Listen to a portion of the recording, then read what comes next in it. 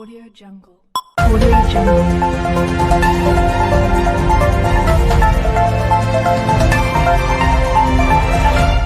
धान धान धान किसान बाड़े परेशान। धान कहाँ बेची केकरा के बेची। लगातार सरकारी फरमान जारी होता है, लेकिन किसान के धान अगर सही तरीका से देखल जाओ तो धरातल पोलिहल नहीं हो जाए। बात कही जाओ चौगाई प्रखंड कार्यालय के तो जो वही स्थिति बा। किसान परेशान बाड़े कि धान केकरा के बेची। एकरा से पहले हम चाहब कि सबसे पहले प्रखंड कार्यालय चौगाई के देखल जाओ। ये है प्रखंड कार्यालय चौगाई, जहाँ पे किसान परेशान बाड़े, उनकर धान नहीं खेलिहल जात। औने पौने दाम को कुछ दिन पहले ही नवंबर महीना में किसान 1300 के रेट से बेच दिले। बेचला के बाद उ परेशान हो गए। ये से परेशान भैले कि उनकर खेती करे के रहे, उनमें खाद के जरूरत रहे, बीज के जरूरत रहे। सरकार भले ही रेट तय कर दिल 1868 रुपया 2 नंबर आ 1 नंबर 1888 रुपया, लेकिन धरातल पर कोनो काम ना भई। लेकिन अब एगो नया पेचा और आ गई। नया पेचा का आ गई तो आज प्रखंड प्रमुख चौगाई से बात कही जाओ, यहाँ के बताई कि का स्थिति या का परिस्थिति बा धान को। बिचौलिया भी अब 1800 पूरे गए।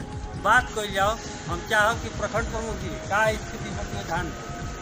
देखिए, धान के तो स्थिति बहुत खराब बा, जैसे कि जे भी अपन धान रखले रहा कि हम पैक्स में दे, लेकिन अब परिस्थिति ये आ गई कि 1800 रुपया धान जब लोकल व्यापारी लेवे लगल तो पैक्स के काहे खातिर केहू देवे जाए।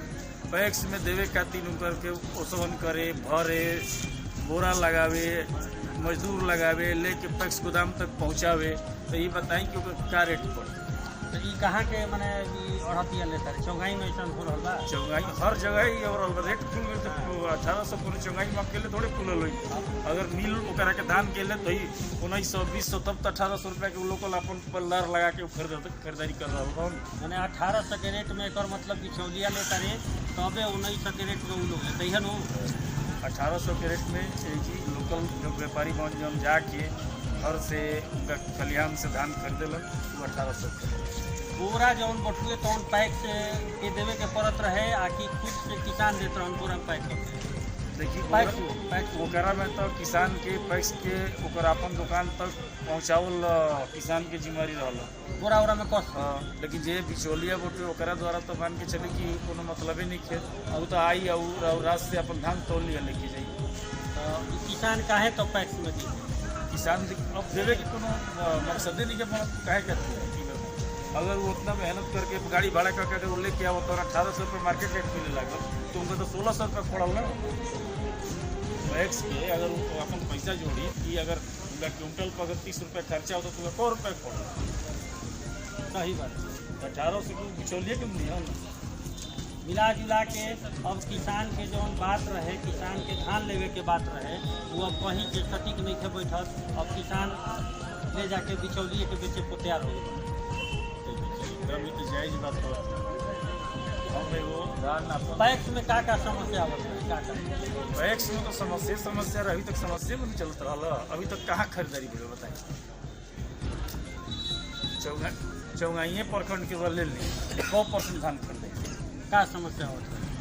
समस्या ये होता रहा कि कभी चावल कम गिरी तो कभी मिलर नहीं खेले तो कभी मिलर मना करता तो हमारे टैगिंग नहीं के भाई तो कबो कुछ हम ये सुनो तो नहीं जानते। लगातार विषय से आप दबाव दे तो नहीं आ जाए कि खरीदारी चालू हो कि पैक्स अध्यक्ष निकल जाता है।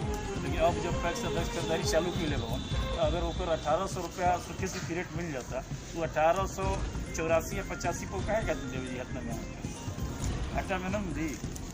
यही चलते पैक्स में धान देवे के रौगे शायद में ही एजा जो खेती भइल बा शाहाबाद में लगभग 90% किसान की वो मेहिका धान आ मेहिका में रौगे शायद धान कुटाए खातिर मिलर की है निकल रहे कितना किलो अपने। देखिए, मिल में कुटाई के बाद 47 किलो के निकालल। तो एगो चीज़ हमारा के बताई कि जौन मिल 1 घंटा में 2 टन चावल बाहर करेले ओकरा में 1 क्विंटल धान डालब जबकि 7 गो हालत से घूम के आके बड़ा चावल गिरावे के बाद तो क्या असली आंकड़ा मिल सकता? कहो नहीं के मिल सकता। हम ये किसानों हैं। मिला जुला के क्या कह जाए पैक्स भी सारा लोग हिला हवाली के लिए बना। देखिए, अब 1 क्विंटल पर निकालो चाहे तो एवरेज दाम निकली तो 50 क्विंटल कुटवा के देखती। अभी रब मिले में ले जी हम छोट हालत के बात करते नहीं, 1 क्विंटल चावल डाली, 1 क्विंटल धान डाली, तो के डिफरेंस आ जाई, कम चावल निकली, वही 10 क्विंटल कुटाई तो के एवरेज आ जाई। मिला जुला के ये कहल जाओ कि अब किसान परेशान ना हुई हैं, अब ले जाके बेच दी हैं बिचौलिए के 1800 के रेट में।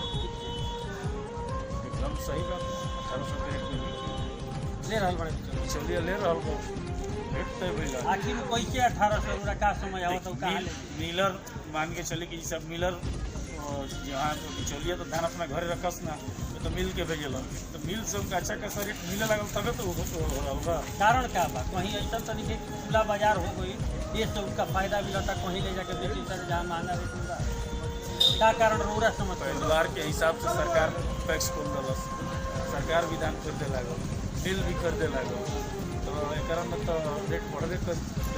मिल तो पहले खरीदत रहे, सरकार पहले वादा कैल रहे, आखिर अचानक से बिचौलिया के रेट 1800 काहे हो? 1200-1300 रुपये के रेट में सब धान खरीदा गई सब, माल बच गई कम, माल बच गई कम मार्केट। यही से 1800 अब जौना मिलर की जरूरत है ओकरा सप्लाई करे के होती तो बढ़ा के रेट लेबे में करी। ये कारण मिल लेनी चौंगाई प्रखंड प्रमुख की, यानी कि अब सीधा सीधा बटुए कि अब रेट 1800 बिचौलिए ली है तो काहे के पैक्स में किसान दी। भोजपुरिया समाचार से चंद्रशेखर सिंह।